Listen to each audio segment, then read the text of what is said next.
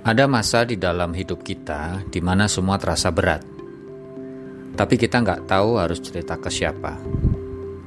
Kita tetap tersenyum, tetap bekerja, tetap menjawab aku baik-baik saja. Padahal di lubuk hati kita yang paling dalam lagi tercerai-berai. Dalam psikologi, kondisi ini disebut sebagai emotional fatigue. Kelelahan yang bukan karena pekerjaan, tapi karena terlalu sering kamu tahan untuk terlihat baik-baik saja. Penelitian dari University of Toronto menunjukkan bahwa ketika seseorang menahan emosi terlalu lama, otak memproduksi stres hingga 2 kali lipat lebih tinggi dibandingkan dengan orang yang berani jujur pada dirinya sendiri. Kamu nggak harus selalu kuat, dan kamu juga nggak harus selalu tegar. Kadang, hal yang paling berani yang bisa kamu lakukan cuma berhenti sebentar dan bilang, aku butuh waktu, aku butuh pulih. Itu bukan malu, itu bukan tanda kalah. Itu sinyal paling jujur dari tubuhmu.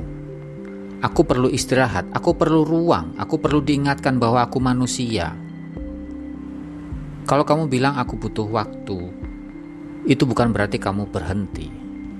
Itu berarti kamu sedang memberi ruang agar tubuh dan pikiranmu memperbarui diri, sedikit demi sedikit. Dalam proses itu ada beberapa hal kecil yang bisa kamu lakukan mulai hari ini. Bukan perubahan besar yang menekan, tapi langkah-langkah lembut yang menuntun kembali ke arah hidup yang lebih ringan. Pertama, sebutkan apa yang kamu rasakan dengan kata-kata.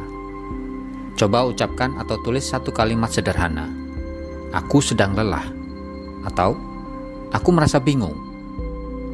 Penelitian menunjukkan ketika kita memberi nama pada emosi, reaktivitas di otak yang memicu kecemasan cenderung menurun, seolah kita menurunkan volume sirine dalam kepala.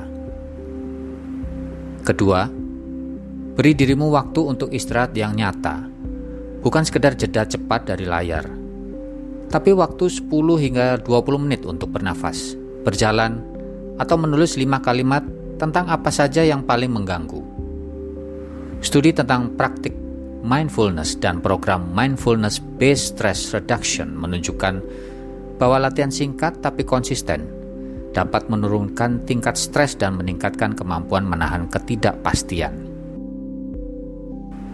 Ketiga, jika memungkinkan, ceritakan pada satu orang yang kamu percaya.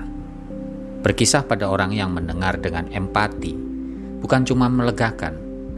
Otak kita menerima sinyal bahwa kita aman dan respons stres jadi berkurang. Keempat, catat satu langkah kecil yang bisa kamu lakukan minggu ini. Bukan rencana besar, melainkan satu tindakan nyata. Anggap itu tugas kecil yang bisa kamu selesaikan tanpa menekan diri. Ingat, proses pulih itu bukan garis lurus. Terkadang mundur 1-2 langkah itu wajar.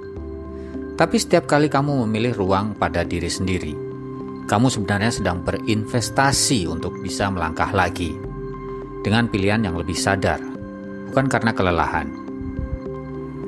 Ilmu psikologi menyebutkan bahwa pengalaman sulit bisa muncul pertumbuhan baru, bukan karena trauma hilang, tapi karena kita membangun makna dari perjuangan itu. Jadi bila hari ini terasa berat, mungkin kelak kamu akan memandangnya sebagai bab yang membentuk kekuatan baru dalam dirimu. Sekarang tarik napas dalam-dalam. Rasakan tubuhmu. Ucapkan pada diri sendiri, aku layak diberi waktu. Aku layak memilih dengan tenang. Kita akan lanjutkan perjalanan ini bersama. Pelan, penuh hormat pada ritmemu. Dan dengan bukti-bukti kecil yang nyata, kamu tidak sendirian.